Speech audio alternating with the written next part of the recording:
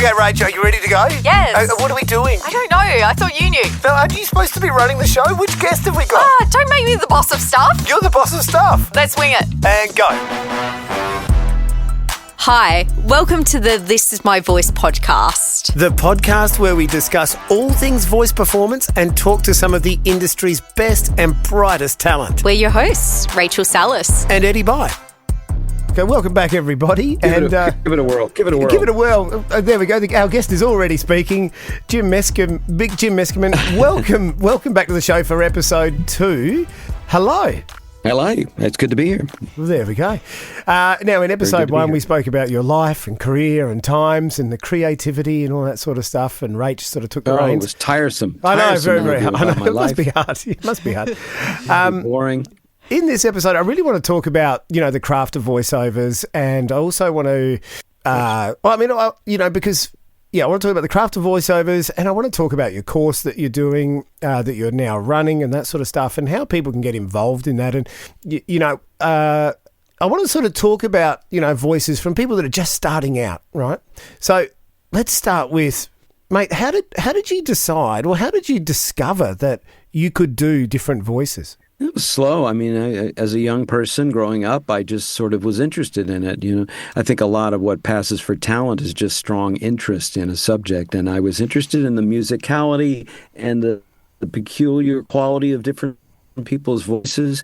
And that really comes from, I think, my mom, who was very good at doing accents and would imitate people. Yeah. And my mom would point out people's sound to me, and she would play recordings that I liked. And I don't know, I early on discovered that the voice acting, although I didn't call it that, it was just like, stories and so forth. Voice acting was something very seductive about it, intrigue, and something that kind of was bottomless. There's just endless discovery that can go along with it. And it didn't feel happy. So I would imitate people. I would learn to do accents just because I was interested. Wow, okay, yeah, because for me personally, I'm a voiceover artist myself, but I don't do accents at all. I don't do characters. And I've always gone, it's a bit hard. Mm-hmm. And I think, I'm 47 now. I think, is it too late for me to start, do you think? 48, I think, is the cutoff. Okay. So, right. So this year is my final year to get to the end. Invest in yourself, mate. This is a very significant year for you. I would get on it right away. Okay. No, you're a human being. You've got as much time. We all have the same amount of hours in a day. So yeah. I'd say if you're really interested in something, dive in. Voice work doesn't necessarily have anything to do with accents and dialects and characters. It's expression, right? Yeah. It's emotion. Yeah. And those things have no territory, no boundary. Those are just in the realm of humanity. So there's plenty of people that have wonderful voiceover careers that don't sound any different than from one job to the next, as far as the quality of their voice, but they are expressing different things. Yeah, and I think you're right. Like, what I did in my career is, like most people, sort of fell into it as an audio engineer, sitting behind the other side of the glass, and the voiceover artist didn't roll up, so I had a crack at it, and then I had another crack at it, and then it sort of started from there. Right, that's how I got started. But I work with all the great character voices here in Australia. I could name the top 5, and I know who I would cast if I needed a Donald Trump, or if I needed a David Attenborough, or if I needed a pirate, or if I needed a dog, or whatever. I know who I would pick for those jobs. And I know how much effort they put into their craft. And so a long time ago, I decided they're the experts. They're the dedicated ones that sit in front of the mirror and contort their face. In the last episode, you did Robin Williams, and you looked like Robin Williams when you were doing Robin Williams, because it's not what comes out of your vocal cords. It's the whole physicality of it. And so years ago, I decided I was too much. But I'm so enthused about it. Based on this podcast, I'm like, maybe I could do it. Maybe I could. I don't know. Yeah, undoubtedly you could. And I would recommend what I teach in part of my online course, which I know we're going to talk about at some point, is that you should choose if you're interested in dabbling in impressions or characters or something like that, and you want to duplicate something that another performer has done, then it's a really good idea to pick someone that you just really like. Maybe like, God, I love that character. Yes. And we can all name actors that we're just like, man, I've seen every movie they've done. I just dig them. Yeah. And for me, it was Jack Nicholson back in the 70s. I saw everything he did, and I'd walk out of the movie theater and I'd feel just like Jack for a long time. Woody Allen was another one, that I had a persona that was just, was infectious. It was very, very difficult to shrug off at the end of a picture. Yeah. So pick something that you really like, someone that you really like, and work on, see how close you can come. Yeah. That's the game of it. And are we, at that point, are you trying to master that voice, or are you sort of teaching or building a learning framework so that you could then do other voices later? It's like, say if I picked Homer Simpson or whatever, right? But I'll never be booked for Homer Simpson. So like part of me goes, well, that's a waste of time. But then am I like connecting the neurons in my brain at that point to go, this is how you learn a voice. This is how you imitate and learn the structure of some other voice. Well, this is why you have to get on it before you're 48, because you'll have no more neurons. I know that I'm nearly out of. I've got one left. You're nearly out. You used up most of your neurons. Okay, no, right. I think it's. Here's why I think it's important to chase things that like that, to do a Homer Simpson, to do a famous character, to do Jimmy Stewart. There's no practical application, but what it is control. Yes. You're studying and practicing control. And professionals in any field have control and mastery over their equipment. Yes. And your equipment is your voice, your tongue, your throat, your chest, whatever resonating factors inside your face. So even though there may not be some kind of qualitative reason or paycheck or whatever behind doing something, you're learning how to make that sound and how to copy something externally from you.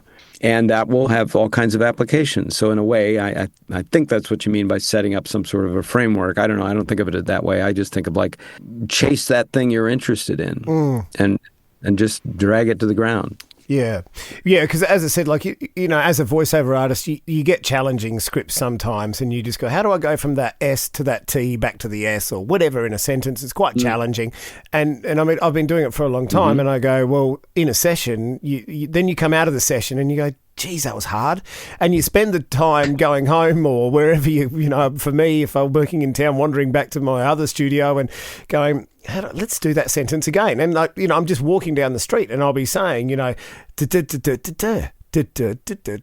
like, how do I, because I want to get that right for next time. I don't want to sit there in the booth and have to start working it out, in front of a director and all that sort of stuff. You go, well, I want to nail it, and I think, and for me, Practice. because we all get challenged, I'm sure you get challenged in the booth every time you're in a session, and you learn, and that's where the growth comes, and you walk away. We've spoken to other artists, Rach, about, how do you deal with kind of failure or a performance you're not happy with, and as a professional, everyone sort of says, well, you just move on, and if it's something because you've got another job coming, so you just kind of move on to the next job. But you also probably interrogate what happened. How can I do that better next time? And like you said, how do I sharpen that tool, hone that tool so it's a little bit better? Yeah, that's right. And practice is really key. It's just you build mastery that way. So that's why I do audiobooks and other things. I do, if a friend has a project, I look for excuses to do what I do. If someone's got a short film and they want you to be in it, I try to say yes if it's a decent story. And if I feel like, the crew is halfway professional, I'll learn something from the experience, and I will be practicing what it is to be an actor.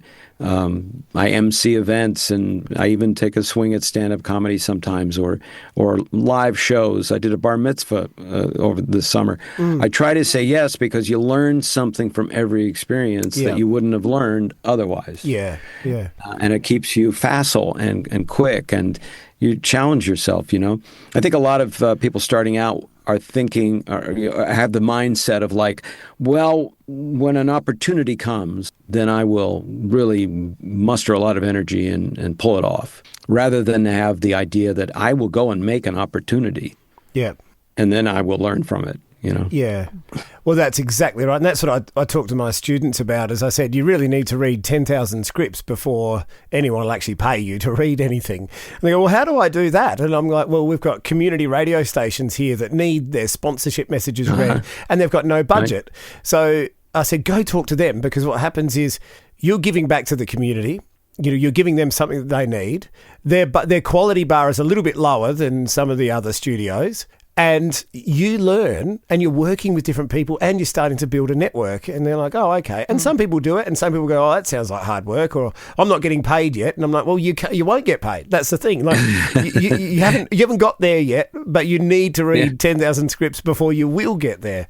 I enjoy watching. And I enjoy watching some of my students go through that journey and thrive in that journey. I love that. It's great. What can you offer me in terms of a course to make me a better voiceover artist? What are you doing at the moment? Well, I've got several online courses. One is a voiceover. Mm-hmm. One is how to be a working actor. And one is on impressions, doing impressions. And they're all available at jimmeskimen.com. Mm. We're launching it actually next week, but they're sitting there ready for people to sign up for. Great. Exciting. And what I bring to it is, I think, a very comprehensive set of lectures or presentations, if you will, videos that you can watch that really lead you through, well, what is this art form and what does one do to get better at it?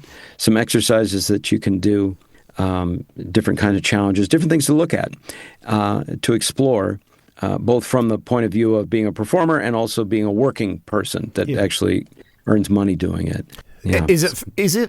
Are these courses for, say, someone like myself with 25, 30 years of voiceover experience, or is it for people that are just wanting to see what it's all about? Well, I think, of course, I think it's for anybody that wants to improve. I study a lot of things that I technically am already a professional at. I continue to study to learn more because in the arts, as particularly in the communicative arts having to do with communication like voiceover, there's no ceiling to it. You can learn more and more and more. You can get better and better and better. There's no end game of like, oh, well, this person has achieved complete mastery and there's no further step they can do to improve themselves. It's not true. Plus, all of our environment is changing. The way that the voiceover is distributed is changing. There's so much. And to compete, because the competition gets more and more, right? We're all getting squeezed a little bit more, and people inspire other people to do better.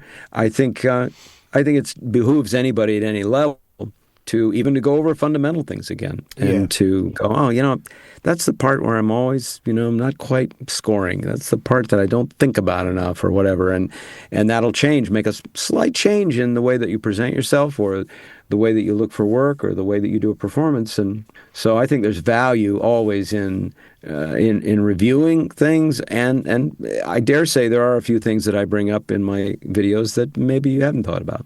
Well, I can guarantee it. As a voice coach, 100%, as a voice coach myself, I teach artists, or potential artists and up-and-coming artists, the way I learnt. Now, I send them off to other voice coaches here in Australia for a different point of view. And then those students often come back and they go, did you know when I went to Abby Holmes, she said this and that, and it really resonated with me, really connected. And it's one of those things, everyone's different. I think, everyone teaches in a different way. Like, your path, helped you formulate your course. And I think so for me, no matter what you've done, I think engaging with your course would have incredible value. Obviously there'll be bits that you don't engage with, but there'll be bits, like you said, that you go, geez, I never thought of that. I'll give that a go. And suddenly, you've gone from not progressing in an element of your voiceover career to zhunk, and you're way up to the top. Yeah. I've been very fortunate. I've had a great career in voiceovers. I've done everything. I would say probably as every kind of job there is in voiceover. Even, I've been on big TV campaigns and animated shows, films, commercials. Even I did a nav system one time. Oh, did you? Great. Turn left. So, and it was very tedious, but I had that experience. I've done hundreds of audiobooks. I've directed audiobooks. I bring a lot of experience to it. So I don't, I'm just trying to spread, because I get asked so often, as I'm sure you do, how do you get into this business? How do you start? How do you keep it going? What are the important things? And I'm very legitimately and genuinely trying to share the best of what I know. Yeah. And that's how I set up the courses. And they're at jimmeskimen.com. Great. That's awesome. Thank you. The last thing we're going to do to wrap up this interview is we like to do this thing called Inner World. So, the whole Inner World, one man, World. The trailer. Yeah. We get Don LaFontaine. Yes. We get our guests to do a trailer intro of with their voices on how the interview went. And you've got this really cool skill with being an impressionist that you could do starring Patrick Stewart, or you can. The main thing is you have fun with it. So I'm giving you free range if you'd like to do that. Okay. And you have no time to think about it. Okay, let's do it. Are you ready? Yeah, mate. Hopefully we don't get any dropouts. Yes. In a world where two people in Adelaide, Australia reach out to an impressionist in Los Angeles, things can get out of hand. Featuring Robin Williams. Oh, I can't believe it. This is amazing. Zoom's fantastic. I've been down to Australia. It's a wonderful place. I can't wait to go down there again. Oh, watch out for the box jellyfish. And Tommy Lee Jones. This is definitely a high point in my life that I can't wait to forget about. Patrick Stewart. I hope that people learn something from these interviews. I don't know if you can really learn anything from a podcast at all, but, well, better luck next time. And Sam Elliott. This is a strange situation, all right, but I'll tell you what. The more people talk with one another and share what they know, the better the world looks to me through these old eyes. Coming soon to a theater near you. Two people in Adelaide talk to a guy in L.A. It's a long title, but...